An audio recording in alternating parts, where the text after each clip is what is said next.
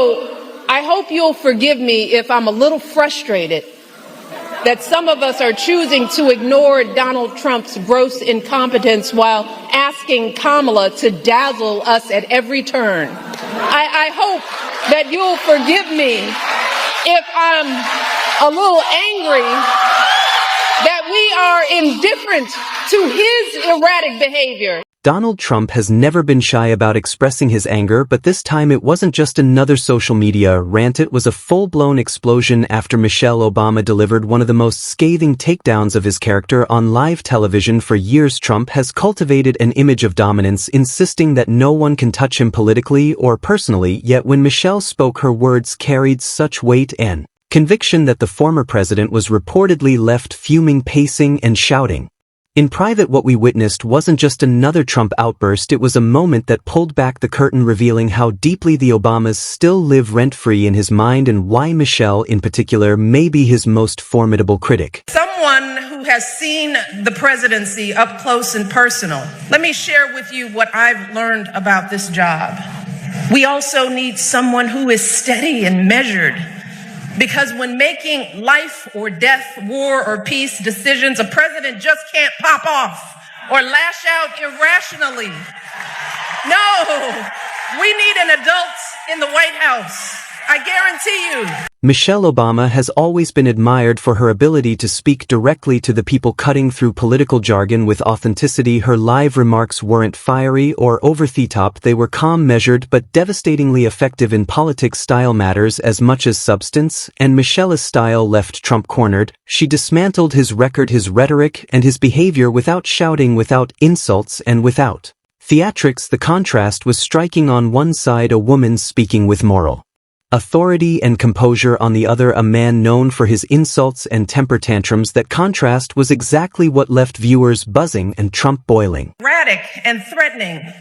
If a candidate traffics in prejudice, fears, and lies on the campaign trail, if a candidate thinks that not paying taxes makes you smart, or that it's good business when people lose their homes, if a candidate regularly and flippantly makes cruel and insulting comments about women, about how we look, how we act, well, sadly, that's who that candidate really is. According to insiders, Trump's immediate reaction was explosive. He ranted to aides, demanded loyalty pledges, and even accused some of his closest allies of not defending him strongly enough. Imagine a man who thrives on control suddenly realizing he's lost the narrative. That's what Michelle's speech did. It shifted the spotlight away from Trump's dominance and toward his vulnerability. For someone like Trump, who has built his brand on being unbreakable, this was personal humiliation, and humiliation more then defeat is the one thing Donald Trump cannot stand. We know folks are going to do everything they can to distort her truth. My husband and I sadly know a little something about this. For years, Donald Trump did everything in his power to try to make people fear us. See, his limited, narrow view of the world made him feel threatened by the existence of two hard-working, highly educated, successful people who happen to be Black.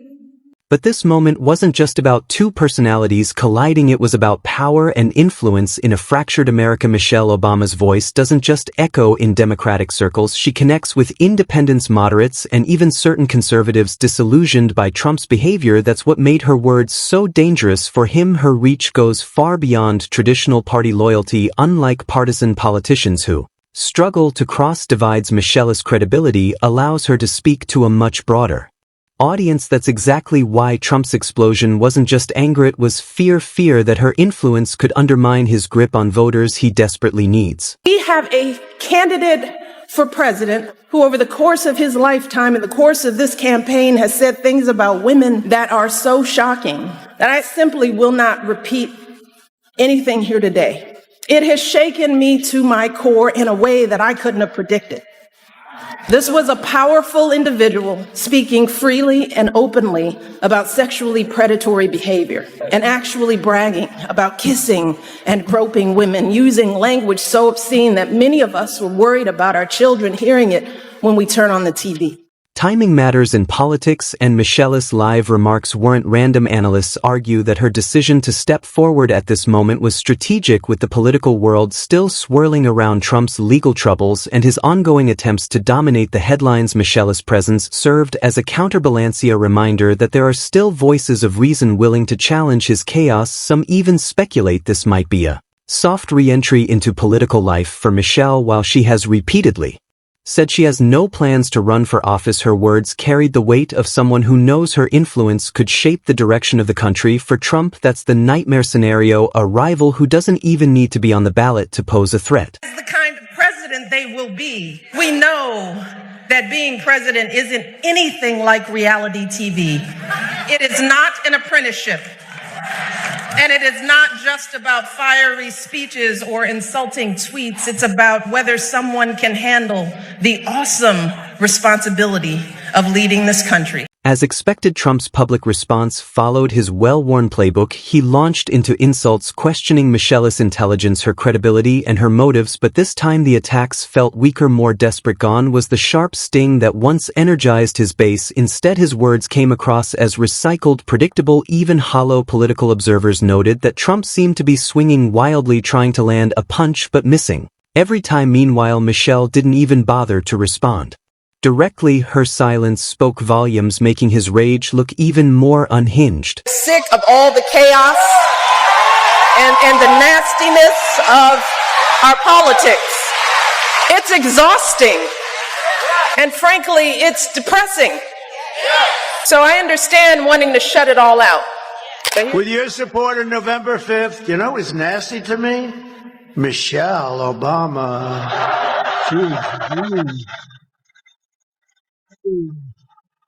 Ooh. I always tried to be so nice and respectful. Oh, she opened up a little bit of a box. She opened up a little bit of something. Oh, she was nasty. Ooh. Shouldn't be that way. That was a big mistake that she made. Poll numbers reinforce the power dynamic. Michelle Obama consistently ranks among the most admired women in America, often outpacing not only Trump, but also current political figures from both parties. Her approval stretches across racial, generational, and geographic lines, giving her an edge few others possess. Trump, on the other hand, remains polarizing, with high support inside his base but deep distrust among swing voters. The comparison is brutal. Michelle represents stability, compassion, and credibility, while Trump embodies anger, unpredictability, and scandal. For many Americans, the choice between the two isn't just political, it's moral. I want to know who's going to tell him that the job he's currently seeking might just be one of those black jobs.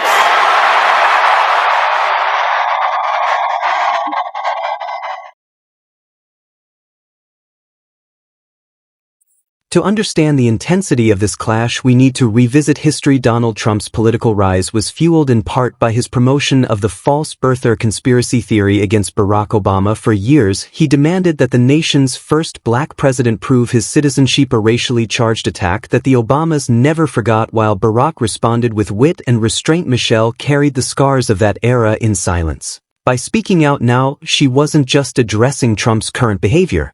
She was confronting years of lies, disrespect, and targeted cruelty aimed at her family. It was personal, and that's why her words landed so hard.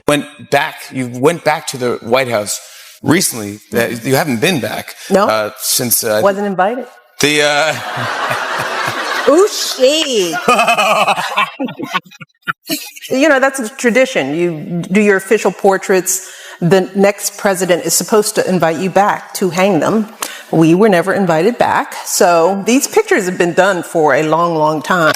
Trump's meltdown isn't just predictable, it's practically... Trump's obsession with image has always defined him. He cares less about policy details and more about how he looks, how he's perceived, and how his brand is maintained. Michelle's speech didn't just challenge his politics, it threatened his carefully crafted image. The viral clips circulating online showed millions of Americans nodding along with her critique, while Trump's red-faced, all-caps rants on social media looked increasingly out of touch. In the digital age, perception is reality, and right now the Perception is clear. Michelle Obama humbled Donald Trump, and he didn't know how to fight back. I wanted them to understand that the measure of any society is how it treats its women and girls. The sitting president, Mr. Trump, thinks your candidacy is an aberration or a joke. I don't think he does at all. I tell you what, if I would have run 4 years ago, he wouldn't be president right now. I don't think he thinks it at all. You know, it's very interesting. It's very interesting with President Obama. Going to go down as one of the worst presidents in the history of this country. He has been a disaster on the military. You look at we can't beat ISIS. Inside Trump's orbit, the fallout has been messy. Advisors are working overtime to spin the story, redirecting attention to other controversies and even encouraging Trump to pivot toward attacking new targets. But the damage is already done. Once a narrative takes hold, it's difficult to reverse, and the narrative here is one of defeat, not at the hands of a political opponent, but from someone who isn't even running for office. That's the kind of humiliation that lingers, the kind that erodes confidence, and the kind that Trump, with all his bravado, simply cannot erase. I mean, the truth of the matter is actually Trump hasn't gotten a lot. He's torn some stuff down. There's no law that he's passed that is transformative in this country. He passed a tax cut to give away some more money to rich folks, which Republicans have been doing that for years. But you can't name a piece of legislation that he's done that has actually changed the country, even for his own constituencies. So it's always easier to tear down than build up. This confrontation leaves America with pressing questions. Will Michelle Obama remain on the sidelines, or is this a signal that she's ready to play a larger role in shaping the future of American politics? Her refusal to enter the political arena so far has only made her words carry more weight when she does speak, and for Trump, already battling legal challenges, political rivals, and the weight of his own controversies, the prospect of Michelle stepping forward even unofficially could spell disaster. Because unlike politicians, Michelle doesn't need a campaign to command attention. Her voice alone is enough to shift the national conversation. Like this isn't happening. And to come out here and do my normal campaign speech, it would be dishonest and disingenuous to me to just move on to the next thing like this was all just a bad dream. This is not something that we can ignore. It's not something we can just sweep under the rug as just another disturbing footnote in a sad election season. Because this was not just a lewd conversation. This wasn't just locker room banter. This was a powerful individual speaking freely and openly about sexually predatory behavior. But the more they spin, the clearer it becomes. At its core, this clash wasn't just about two public figures trading blows. It was about America's future, about chaos versus composure, anger versus integrity, division versus unity. Michelle Obama's words reminded the nation of what leadership can look like when it's grounded in dignity, compassion, and truth. Trump's explosion, on the other hand, revealed just how fragile his dominance has become. One spoke with calm authority, the other screamed in rage, and as the nation watched, the choice between them became painfully clear. This wasn't just a political skirmish, it was a defining moment in America's ongoing struggle over who we are and who we want to be.